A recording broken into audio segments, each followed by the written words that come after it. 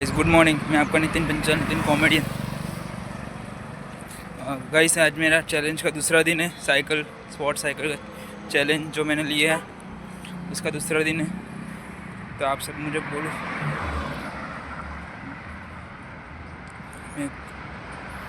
मेरा दूसरा दिन है।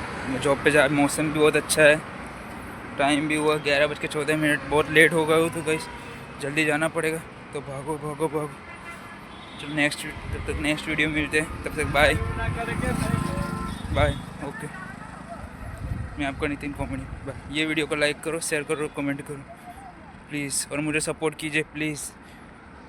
मुझे ये मंथ में पूरे 1 लाख फॉलोअर्स करने, तो please please please support, please please please please support कीजिए। Okay, bye.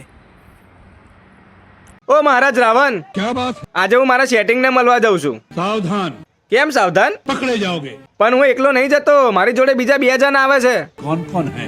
હું અને મારો લુખ્ખો ભાઈબંધ। हम तुमसे सहमत हैं। તમે સહેમત નહીં તો ले આવો તમે હોય। મારી ગર્લફ્રેન્ડ ની બેનપણી જોડે તમારો મેર પાડી આલીશ। आज यही बात तो हम तुम्हारे मुंह से सुनना चाहते थे।